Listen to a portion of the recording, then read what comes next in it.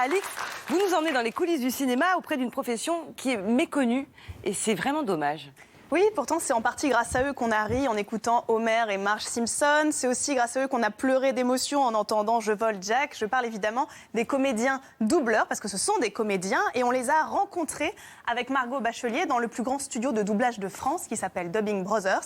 Et voilà à quoi ressemble une séance de doublage. Regardez. T'as vraiment l'intention de sortir avec ton marchand de meubles alors que tu fréquentes le professeur Sturgis. Et ça s'appelle bouffer à tous les râteliers. Et t'es obligé de rajouter de ce truc dans ton verre. Les Italiens appellent ça corretto. Ça améliore, ça corrige la boisson si tu veux.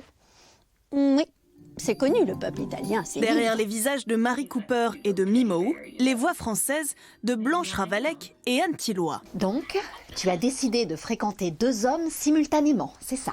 En fait, je pense que si tu ressors le simultanément, si tu l'appuies, tu vois, en disant donc simultanément, quoi, c'est vraiment en même temps, tu vois, voilà, en étant un peu plus choqué, ça va te rallonger. Ça va aller là. Et si tu avais fait comme moi, tu ne serais pas coincé avec Brutus ici aujourd'hui. Profession, comédien-doubleur. Elle l'exerce loin des lumières, dans ce studio de Saint-Denis. Un ancien métier peu valorisé qui sort doucement de l'ombre. Donc, tu as décidé de fréquenter 2 hommes simultanément. Oui, j'ai amélioré.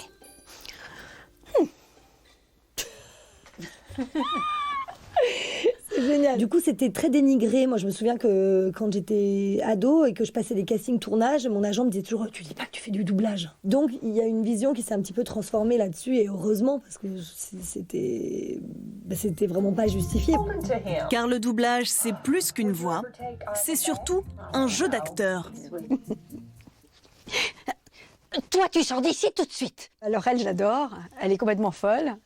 Si elle commence à être fantaisiste, je pense que ma voix va partir un peu plus dans les aigus. Mais ça, c'est spontané. C'est quelque chose que je contrôle pas du tout. Et c'est le rôle qui m'emmène. Et certains rôles en portent plus que d'autres. Pendant 8 ans, l'actrice a doublé Marcia Cross de la série Desperate Housewives. Un rôle mémorable et de composition. Dans la vie de tous les jours, je parle pas comme Brie. Et c'est vrai qu'avec elle, ma voix partait plus Andrew, mais tu te drogues. Vous voulez un petit muffin? L'intérêt, c'est justement de décrypter dans le jeu des acteurs toutes les petites choses non dites, hein, mais qui sont dans un regard, dans un sourire, dans une attitude, et que nous, on doit transmettre par la voix. Il m'offre des meubles de salle à manger. Le doublage, une spécialité française. Plus de 70% de la population préfère la VF à la VO.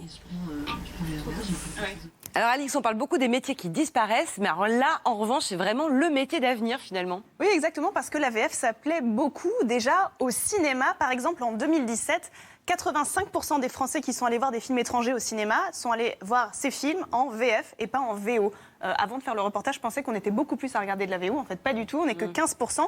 Et les personnes qui aiment la VO sont surtout concentrées dans les grandes villes. Et pareil pour les séries. Les Français aiment les séries doublées. Donc avec le développement des grosses plateformes comme MyCanal ou alors Netflix qui arrosent en séries étrangères, le marché du doublage, il est totalement boosté en ce moment. Alors pourquoi on aime tant le doublage en France? Déjà parce qu'on n'est pas réputés pour être les meilleurs en langue, on va pas se le cacher. Par exemple, les Scandinaves qui sont meilleurs, ils aiment beaucoup la VO, contrairement à nous.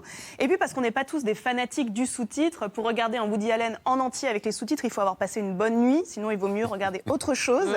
Et puis la VF, ça permet aussi d'éviter les erreurs de sous-titres. Et il y en a beaucoup, surtout dans les séries en ce moment.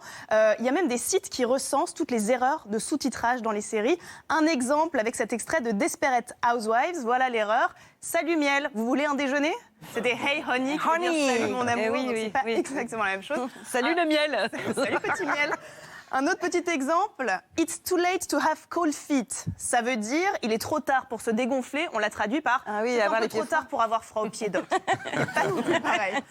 En tout cas, Young Sheldon, la série qui était en train d'être doublée dans le reportage, elle sera en version française sans faute, début août sur Canal+, et elle est déjà en VO sur MyCanal et sur Canal+ Série. Merci beaucoup Alix.